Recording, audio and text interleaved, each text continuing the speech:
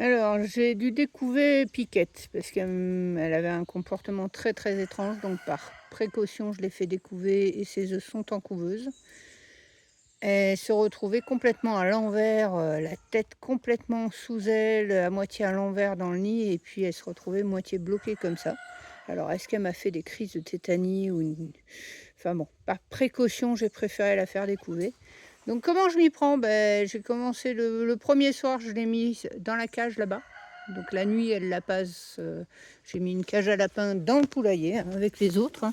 Je ne sépare pas. J'évite de séparer les sujets, sauf maladie contagieuse, parce qu'être séparé du groupe, c'est un stress en soi. Donc la nuit, elle la passe dans la cage qui est là et la journée, ben la petite bidouille, c'est que la porte de mon poulailler, de mon enclos, elle s'ouvre vers l'extérieur. Voilà, comme ça. Mais elle s'ouvre pas vers l'intérieur. Ça fait que les poules qui ont pondu peuvent sortir, mais elle peut pas rentrer. Oui, je sais, t'es pas contente, tu veux couver. Ben non, tu couves pas. Voilà, tu m'as fait des trucs bizarres. Pas envie qu'il t'arrive de misère. Donc voilà, ces œufs sont en couveuse. Et elle, on découvre. Donc là, c'est le 2e jour où je l'ai foutue dehors. Hier, j'ai quand même... Il faut pas le faire, je le sais. J'ai fait un essai hier. Je me suis dit, elle est restée un long moment dehors. Elle avait pas l'air d'y retourner, donc je l'ai laissée dehors. Puis j'ai été faire autre chose. Je reviens, elle était en train de piquer le pondoir à une autre poule qui couve, à position, qui est en train de couver aussi. Donc, retour dans la cage. Donc là, 0 accès au pondoir jusqu'à ce que ça lui passe. En principe, il faut compter 3 jours pleins. Donc, vu qu'il y a eu un petit loupage hier, je vais compter un jour aujourd'hui. Je ne vais pas compter la journée d'hier. Voilà. Après, moi personnellement, je ne suis pas pour faire des couvées. Je préfère mettre quelques œufs en dessous. Maintenant, je comprends qu'on ne veuille pas de poussins à la maison. Je comprends les gens qui ont du mal avec les coques. Mais bon, si on veut limiter, on met un œuf fécondé en dessous, hein. On n'en met qu'un. Et puis ça limite.